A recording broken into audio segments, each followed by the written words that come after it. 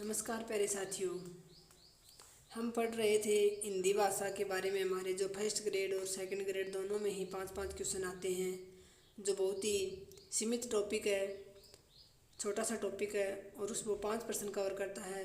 तो वो हम सामग्री देख रहे थे, हिंदी भाषा का उद्भव और विकास। पीछे हमने हिंदी भाषा के उद्भव के बारे में पढ़ा, देवनागरी लिपि की विशेषताओं के बारे में पढ़ा। आज हम हिंदी भाषा में जो हिंदी शब्द की व्युत्पत्ति है उसके बारे में, और जो हिंदी की उपभाषाएं हैं, जो अपभ्रंश, कौन से अपभ्रंश से कौन सी उपभाषा का विकास हुआ है, ये सारी चीज़ें हम आज के वीडियो में देखेंगे। तो सबसे पहले हम देखते हैं साथियों हिंदी शब्द की व्युत्पत्ति, यानी कहाँ से उत्पन्न हुआ, हिंदी शब्द किस प्रकार से बना। हिंदी शब्द मूलतः फारसी भाषा का शब्द है। फारसी भाषा में दंत स ध्वनि का उच्चारण है के रूप में किया जाता है। तो आपको ये बात याद रखनी है कि हिंदी शब्द किस भाषा का है, फारसी भाषा का है। अतः जब फारसी लोग भारत के सिंधु प्रांत में पहुँचे, यानी जो फारसी भाषा है उसमें जो हमारा दंत स है उसका उच्चारण है के रूप में होता है। तो सबसे पहले जब फारसी लोग यहाँ हमारे देश में आए और भारत के सिंधु प्रांत में पहुँचे तो वे सिंधु का उच्चारण हिंदू करने लगे, यानी स के स्थान पर है करने लगे। और बाद में इस शब्द की अंतिम महाप्राण ध्वनि द को अल्पप्राण ध्वनि द में बदलकर हिंदू कर दिया गया। इसके बाद हिंदू के ऊ स्वर का लोप करके हिंद शब्द बना।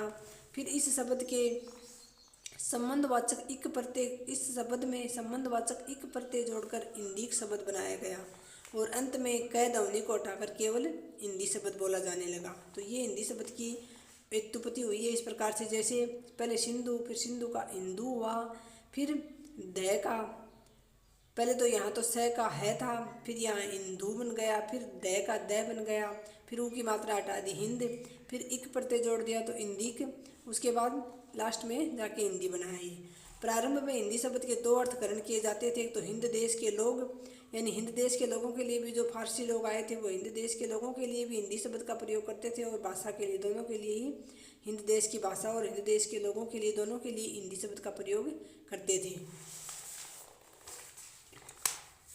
वर्तमान में इस शब्द का प्रयोग केवल हिंदी भाषा के अर्थ में ही किया जाता है। अब हमारी हिंदी भाषा का उद्भव किस प्रकार से हुआ। हिंदी भाषा मूलतः संस्कृत से उत्पन्न हुई मानी जाती है, जिसका विकास क्रम इस प्रकार है। यानी हमारी हिंदी भाषा जो है वो, हमारी हिंदी भाषा की जननी जो है वो कौन सी भाषा मानी जाती है, संस्कृत भाषा मानी जाती है, और उसी से हमारी हिंदी भाषा का जो है जन्म हुआ है। सबसे पहले थी वैदिक संस्कृत, 1500 ईस्वी पूर्व से 1000 ईस्वी पूर्व तक, यानी 500 ईस्वी तक ये चली है वैदिक संस्कृत। फिर लौकिक संस्कृत आई जो 1000 ईस्वी पूर्व से 500 ईस्वी पूर्व तक रही। उसके बाद लौकिक संस्कृत से प्रथम प्राकृत यानी पाली भाषा है उसका विकास हुआ, जो 500 ईस्वी पूर्व से 0 ईस्वी तक चली, यानी ईस्वी की जहाँ से शुरुआत होती है 500 ईसा पूर्व से, और जो जहाँ से ईस्वी सन की शुरुआत होती है वहाँ तक चली।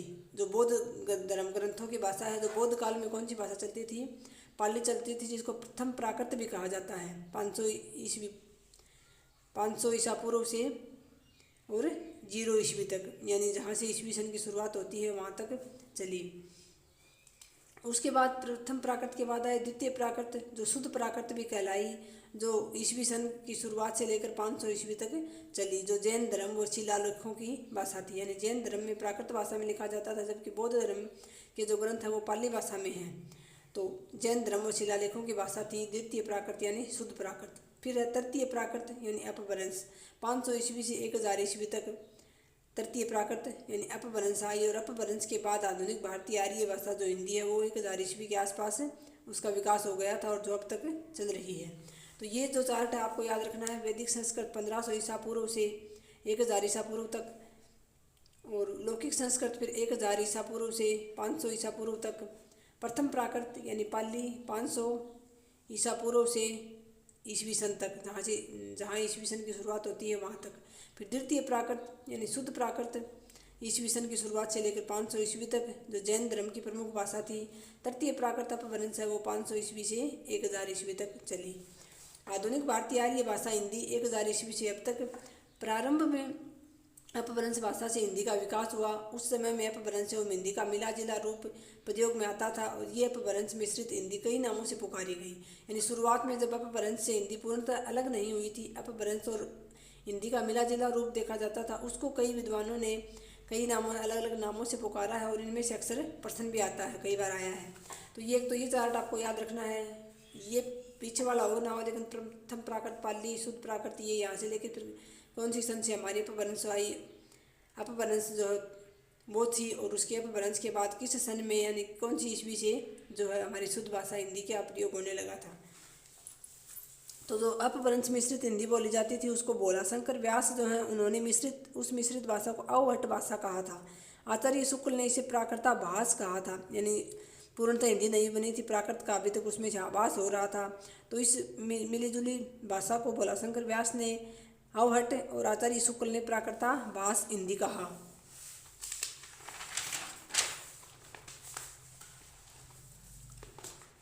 चंद्रधर शर्मा गुलेरी ने इस भाषा को पुरानी हिंदी कहा। ये साथियों प्रश्न आया हुआ है एक बार, कौन से सन में आया था ध्यान में नहीं है, लेकिन पुराने पेपर मैंने जहाँ अध्ययन किया वहाँ प्रश्न आया हुआ था। चंद्रधर शर्मा गुलेरी ने इस भाषा को पुरानी हिंदी कहा।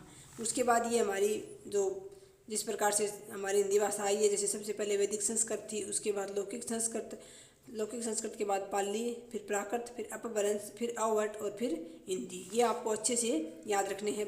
इनका क्रम जो है वैदिक संस्कृत के बाद लौकिक संस्कृत, फिर पाली, फिर प्राकृत, फिर अपभ्रंश और फिर अवहट और फिर हिंदी। यानी अपभ्रंश और हिंदी के बीच का जो अवहट भाषा थी जो मिली जुली थी उसको अलग अलग नामों से पुकारा गया, जिसमें चंद्रधर शर्मा गुलेरी ने उसको पुरानी हिंदी कहा और आचार्य शुक्ल ने उसको प्राकृता भाष हिंदी कहा। तो ये क्रम भी आपको अच्छे से याद होना चाहिए, पाली, प्राकृत, अपभ्रंश, अवहट और हिंदी। कई बार क्रम पूछ लिया जाता है।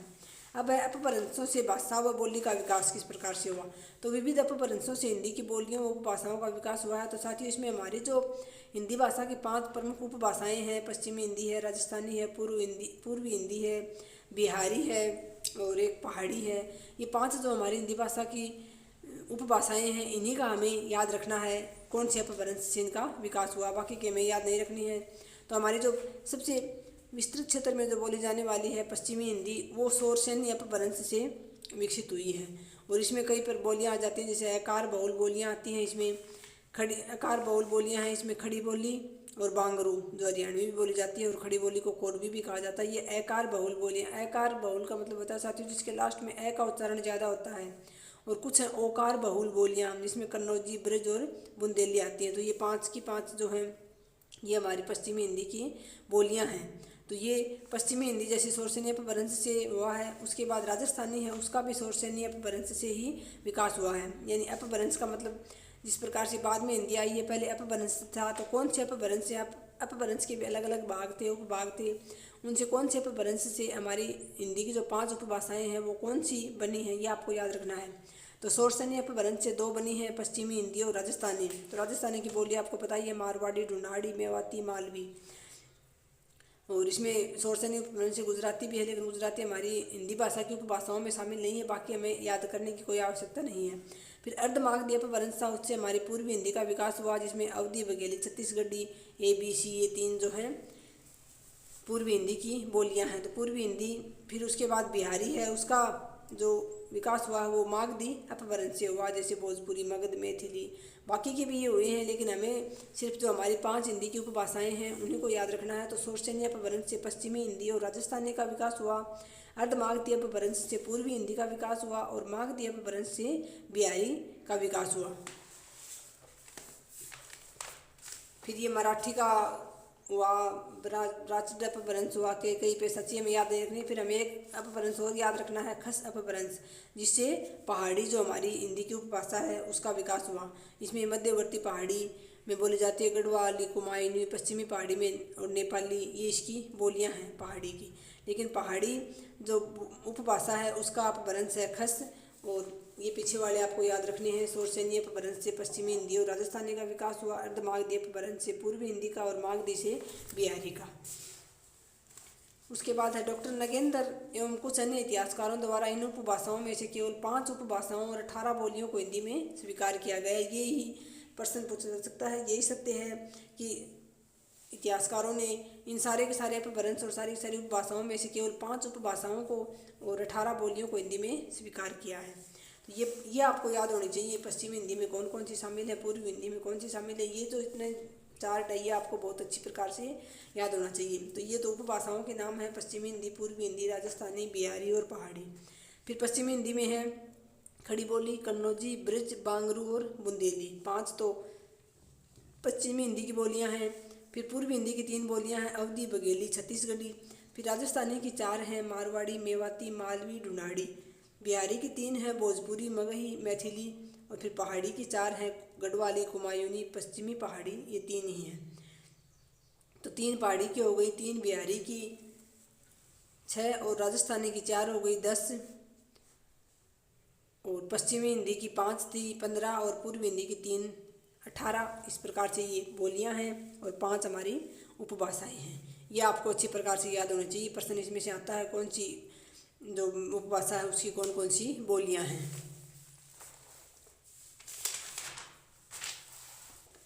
आगे है कुछ विशेष तथ्य लिखे गए हैं। हिंदी की उपभाषाओं एवं बोलियों का सर्वप्रथम वर्गीकरण जॉर्ज अब्राहम गिरियसन ने अपनी पुस्तक लिंग्विस्टिक सर्वे ऑफ इंडिया यानी भारत का भाषाई अध्ययन में किया था।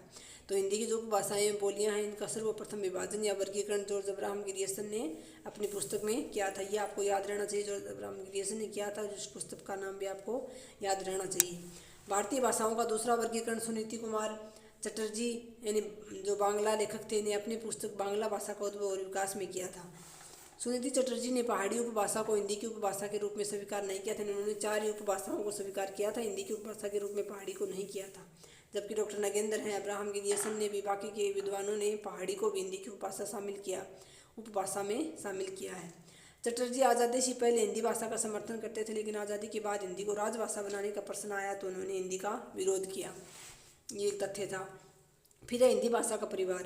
हिंदी भाषा बहुरूपीय भाषा परिवार की भारतीय ईरानी शाखा के अंतर्गत भारतीय आर्य उपशाखा यानी इंडो आर्यन उपशाखा की भाषा मानी जाती है। हिंदी भाषा पहले तो बहुरूपीय जो भाषा परिवार है उसकी एक शाखा है ईरानी शाखा, और उस ईरानी शाखा की भी उपशाखा है भारतीय आर्य उपशाखा या फिर इंडो आर्यन उपशाखा, उसकी एक भाषा है हमारी हिंदी।